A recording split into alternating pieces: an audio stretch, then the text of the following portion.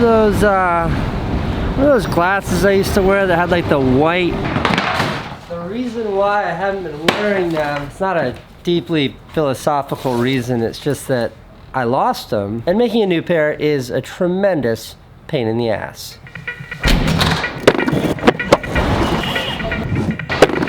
That place didn't have them. Golden black. Yes, we do. $190.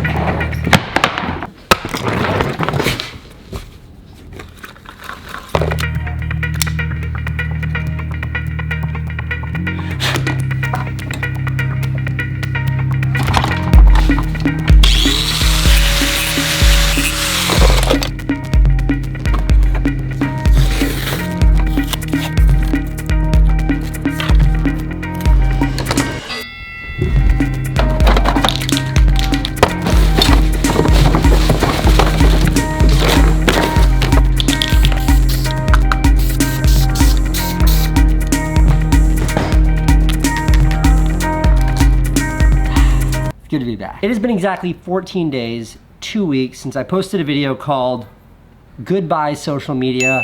In that video, got these like paint chips all over me. In that video, I talked about my addiction, like a problem I have in my life where I spend too much time on my phone. So I made a decision. I still have Instagram, I still have Twitter. They're just not on me. So I have to check them on my laptop, but I still have my accounts. I got rid of the apps. It was this every 20 minutes that was making me go crazy. Not the fact these apps exist, it was just my usage was out of control. I was spending 2 hours a day. So, 2 weeks later, how do I feel? Well, first, let me talk about the bad parts about quitting social media. Bad parts. There's a connectedness that social media gives you. Like, it's the best way that I've found to interact with even my YouTube audience is on Twitter. Not being on Twitter all day long means I don't get to have those conversations all day long. I do miss the kind of interactions that I've had and always had on Twitter. Genuinely miss that. There's also a kind of recognition or validation that a YouTuber uniquely gets on Twitter and on social media. You post a video and all of a sudden there's all this feedback, people talking to you about what they liked, what they didn't like. When you stop looking at your phone every 20 minutes, you lose that. On Instagram, I love Instagram stories. It's like a remote control flipping through cable, but instead of cable, it's a show of every person that I know. I check Instagram now for 5 minutes a day. At the end of the day, it's not the same. Okay, so those are some major things to lose. Those are major downers. Now I want to talk about the good part of quitting social media. FOMO. Fear of missing out.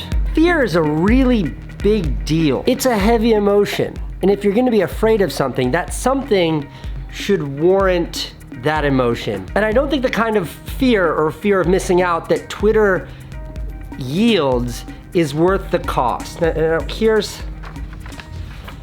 here's what I call the FOMO factory. And mostly I'm looking at Twitter for this, although Instagram also is a bit of a FOMO factory. Goes like this. You open up Twitter, you read some interesting information. You close the app, you're thinking about that information. You wanna know more about it, so you open up the app. Then you get curious. You read about different information. You think about that. So then you open up the app. Then you get curious for different information. So you think about that. And then you open up the app, you get curious, different information. You think about that, you open up the app. Now, that FOMO cycle has you consuming a lot of information. So the cost of that cycle is you're filling your brain with all of this information. So what is the value of that? What is the return on that cost? See, I think the cost versus the value is a very important equation. So for me, the cost of using Twitter nearly an hour a day was all of my damn attention. And the value, the return, was a little bit of information for sure, but a lot of noise. So if you think about maybe YouTube on the cost versus value equation, the cost of YouTube is a lot of your attention. But the value is you sort of know what you're getting yourself into. When you click play on a video on YouTube, you're consuming 3 minutes, 10 minutes, whatever, of something that you chose to engage in. Perhaps a better example is Netflix. When I sit down in front of Netflix, I click play on a movie or a documentary or whatever the hell I'm watching. The cost is my time. And the value is that I'm learning something new. I'm consuming somebody else's artistic creation. It's something that I appreciate. I mean, yeah, sometimes it's garbage, but you get the point that I'm trying to draw. There's a lot less noise in other forms of media than there is on social media. For every one tweet you read that's really thought-provoking and interesting, there's 100 tweets that are just noise. I know that. I make those tweets. I'm part of the problem with this. I am the noise. And I follow 1,995 other people that are also making noise. And then everybody commenting beneath them, there's thousands and thousands of people that I'm following that are all creating noise. And so long as I'm whipping this thing out 50 times a day, it's filling my brain with this noise. To go back to the Netflix or the TV analogy, it's the equivalent of sitting down in front of television and just clicking the remote like this for like an hour. Every day you're consuming 2 seconds of each channel. It's noise, it's static.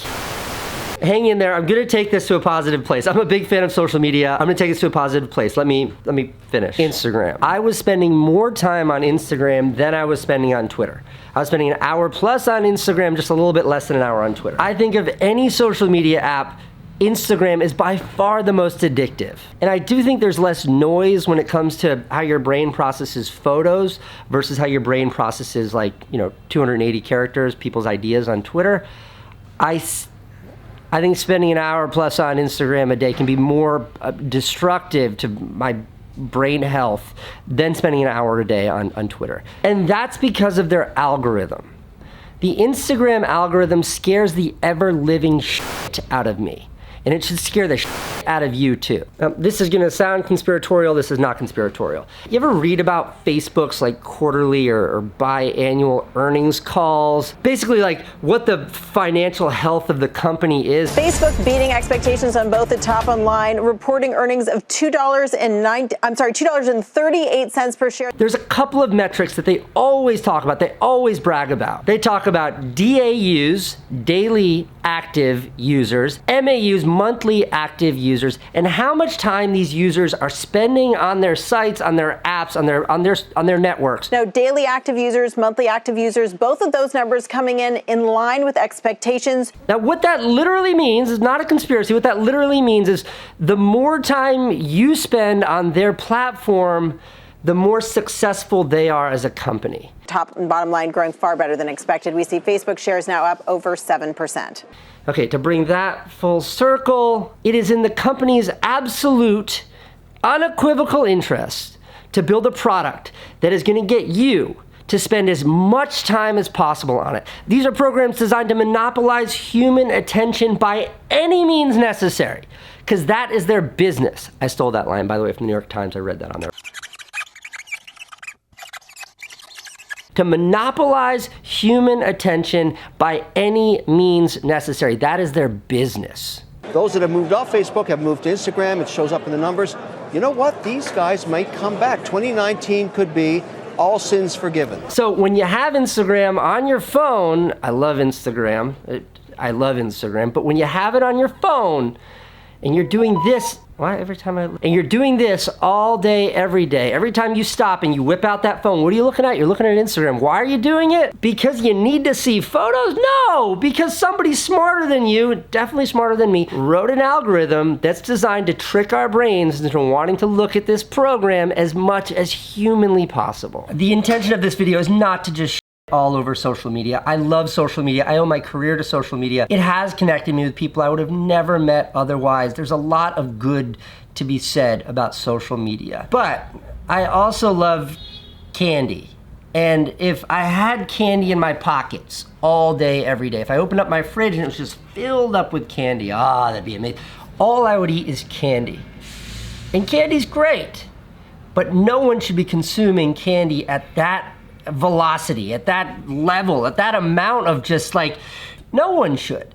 And I think it's the same with social media. To all the big Twitter users out there, like me, big Twitter users, when you wake up in the morning and like you're at your computer and you're first checking Twitter, it feels really, really refreshing. You're like, all this good stuff, and you're interacting with people who maybe replied to you in the middle of the night or whatever, and it's about engagement and learning and all that. It feels great. And then like 3 hours later, and you've fallen into this like cesspool of negativity that exists on that platform. When you limit your access to the platform, you avoid that cesspool of negativity because you're just not on there enough to be consumed by those little things. Like you're paying attention less. There's a little bit of like ignorance is bliss, but when there's that much noise, that much static, you need a little bit of ignorance. You don't need to know, I follow 2,000 people. I don't need to know what all 2,000 people are thinking or writing at every minute of every day. Restraint for me on Twitter has made me love Twitter more than I've ever loved Twitter. But I check it twice a day, sometimes 3 times a day, and it feels great. Instagram, remember when Instagram first came out, you're like, wow, I get to see what my friends are up to. Cool, lunch, Brad. Wow, Susie, your baby's really cute. Oh, I didn't know Jessica was in Paris. Remember when that's what it was? So I feel like I've gotten back to that. When you check these apps infrequently, when you check Instagram infrequently, all the interesting stuff has bubbled up to the top, and you're flicking through in the first 100 pictures, the first 5 minutes, you see all of your friends and the people you actually care about. And then before you get to that place, a place where I used to spend an hour a day of being like, why am I looking at this stuff? How did I get here? By only spending a couple minutes a day on the platform, I almost never sink to that gross place. My name is Ellen DeGeneres, and I am addicted to Instagram. Well, how many people here are addicted to Instagram? Again, for the 10th time, this is not a video that's about hating on social media. I like social media. I think there are more good parts of social media than there are bad parts. This is about addressing an addiction that affected me tremendously.